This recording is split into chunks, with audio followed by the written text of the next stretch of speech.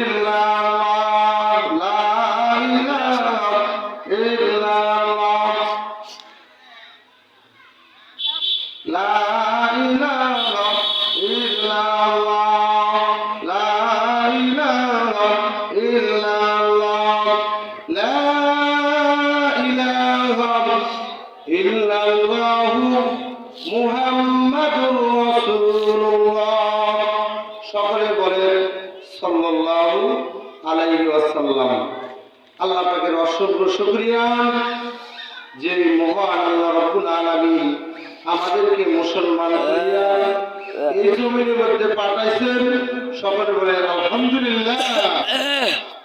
মহান আল্লাহর দরবারে আরো লক্ষ কোটি শুকরিয়া জানাই, তিনি আমাদেরকে আখিরি জামানা পয়গম্বর নবী মুহাম্মদ সাল্লাল্লাহু আলাইহি সাল্লামের উম্মতরা এই জমিনের মধ্যে পাঠাইছে। সকলে বলেন আলহামদুলিল্লাহ। আল্লাহর খাস রহমত ছাড়া এই মাহফিলে কেউ আসতে পারে না, পারে? আল্লাহ রাব্বুল আলামিন বলেন, বান্দা তোমরা যখন আমাকে মনে মনে স্মরণ করো, আমি আল্লাহ তোমাদেরকে মনে মনে স্মরণ করে থাকি। সুবহানাল্লাহ। আর কোন সমাবেশে আমাকে যখন মিলিয়া স্মরণ করো, তার চেয়েও ভালো সবাই ফেরেশতাদেরকে নিয়ে আমি আলোচনা করতে থাকি। সুবহানাল্লাহ। আমাদের যে সময়টুকু ব্যয় বিশ্ববাসীকে পৌঁছে দেওয়াকে তাবলীগ বলে, কথা ঠিক কিনা ভাই? আমার দীর্ঘদিন বৃষ্টি না হলে জমি শুকিয়ে যায় কিনা? এতে বৃক্ষ তরুলতা কোনো কিছুই কথা না। তবে মাঝে মাঝে কোরআন হাদিসের কথা না শুনলে মানুষের হৃদয়টা কঠিন অন্ধকার হয়ে যায়। ইয়াতে ধর্মের আলো রশি প্রবেশ করতে চায় না।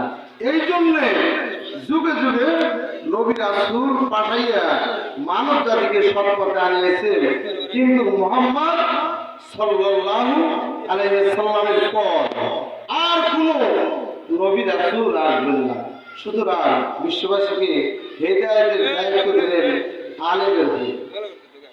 আল্লাহ বলছেন, আকসিরু যিকরা হাদিহি বিল লাযযাতিল মাউত। অধিক মৃত্যু কথা স্মরণ করতে। মৃত্যু কথা স্মরণ করলে দুনিয়ার স্বাদ থাকে না। দুনিয়ার ভিতরে একটা স্বাদ আছে, মজা আছে, আছে কিনা ভাই? আমার যে ব্যক্তি বেশি বেশি মৃত্যু কথা স্মরণ করবে, ওই ব্যক্তি চুরি ডাকাতি করবে না, জেনা করবে না। তার একটাই চিন্তা, কখন যেন আমার মরণের কথা স্মরণ করে আমি আমল করবো।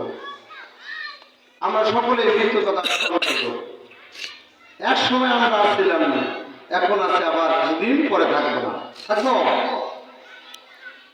তোমার জীবনে কি এমন এক সময় এসেছিল না যখন তোমার নামটা ছিল না, পরিচয় ছিল না, দুনিয়া কেউ জানত না, চিনত না?